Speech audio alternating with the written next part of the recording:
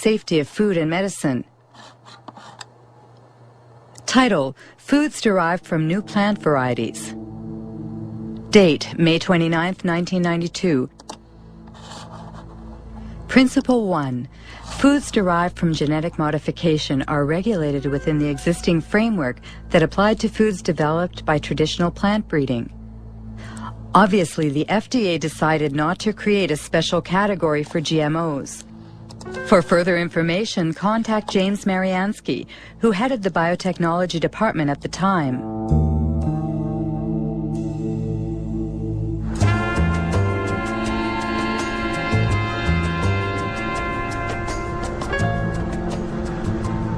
Basically, the government had taken a decision that it would not create new laws, that it felt there were already sufficient laws in place that had enough authority for the agencies to deal with new technologies. That means the White House asked the agency to write a policy where GMOs should not be submitted to a specific regulatory regime? But it's not based on scientific data. It's a political decision? Yes, it was a political decision. It was a very broad decision that didn't apply to just foods. It applied to all products of biotechnology. Unbelievable. James Mariansky admits that GMO regulation was based on politics rather than science. How exactly did they justify their decision? Principle 2. The components of food as a result of genetic modification of a plant will be the same as or substantially similar to substances commonly found in food. In other words, the FDA considers that a genetically modified plant is equivalent to its conventional counterpart. What they call the principle of substantial equivalence has been adopted around the world, and it's at the heart of the debate between biotech supporters and GMO foes. How could the FDA decide that a GMO crop is the same as a conventional plant? What we do know is that the genes that are being introduced currently, to date, using biotechnology, produce proteins that are very similar to proteins that we've consumed for many centuries. That's the FDA's official position on the matter, which was toppled by Jeffrey Smith, author of several books on GMOs. Michael Hansen, scientific expert for the Consumers Union of the United States. And writer Jeremy Rifkin, who was the first to denounce the principle of substantial equivalence. The reason why GM crops are here is based on a deception that occurred in the FDA. They said that these foods are not different. They used the word substantially equivalent. They used the word not meaningfully or uniformly different. And what that turned into was a terminology called generally recognized as safe, or GRAS. Typically, if something is to be considered generally recognized as safe, it needs lots of peer-reviewed published studies and an overwhelming consensus among the scientific community. With GM crops, they had neither.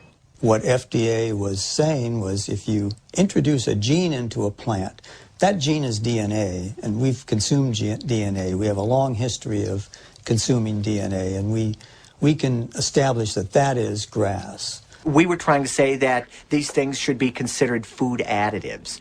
When you want to put a new coloring agent in a food, the tiniest bit of coloring agent or a preservative or some other tiny chemical, that's considered a food additive, and you have to go through all these procedures to show it's that it meets the criterion of reasonable certainty of no harm. But when you genetically engineer a food which can cause untold differences in that plant, they don't require anything. Here in Washington, if you were to have an evening and go out and get a drink at one of the local haunts where all the lobbyists hang out, everybody would laugh about this. They all know this was a joke, this substantial equivalency. This was simply a way to paper over the need for these companies, especially Monsanto, to move their products into the environment quickly with the least amount of government interference. And I should say they were very, very good at getting their interest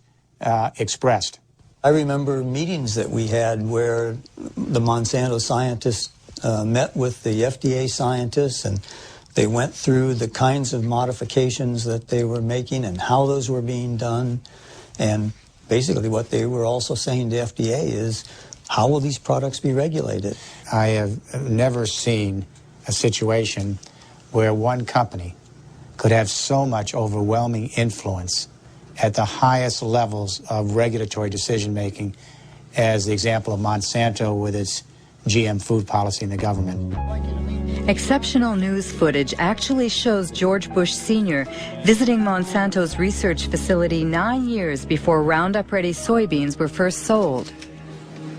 What I'd like to do today is show you some of the steps we go through when we're moving genes from one organism into another. And you'll actually be doing the very little manipulations we do in the laboratory, where we take DNA, cut it apart, mix different pieces together, and then rejoin them and splice them back together. This tube contains DNA that was made from a bacterium. DNA would look the same whether it was from a plant or an animal. Oh, I see. And this will lead you to do what? To have a stronger plant, or a plant that's resists herbicide? In this case, it resists the herbicide. I see. We have a fabulous herbicide. This is a chemical that will...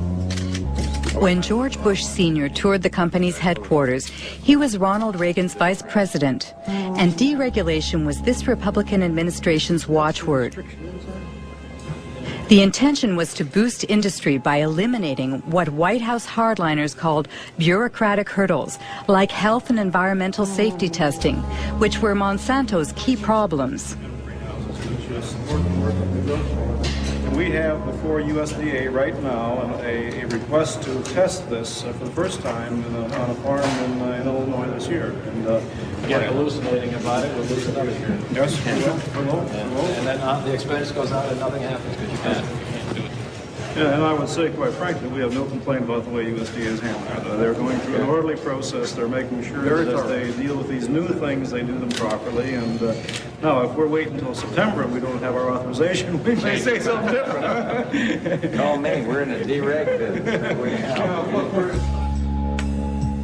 In 1988, when George Bush Sr. was elected President of the United States, Dan Quayle became the new Vice President. 4 years later, he announced the American policy concerning GMOs, drafted just as Monsanto had wanted. We are taking this step as part of the President's Regulatory Relief Initiative, now in its second phase. The United States is already the world leader in biotechnology, and we want to keep it that way. In 1991 alone, it was a $4 billion industry. It should reach at least $50 billion by the year 2000, as long as we resist the spread of unnecessary regulation. Do you think it was really a conspiracy? A conspiracy is a strong word. From a corporate standpoint, it was a brilliantly executed takeover. Early on, a gentleman by the name of Michael Taylor became the deputy administrator of the Food and Drug Administration right at the time that they were about to set out their policy. Who is Michael Taylor? On the internet, only a single image remains of the man who once wielded his power so discreetly. Today he heads a foundation called Resources for the Future.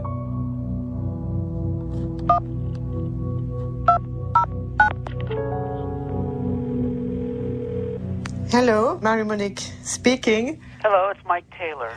My questions are about your role. I mean, when you were working at the FDA, before being hired by the FDA, you worked as an attorney for Monsanto during 7 years, didn't you?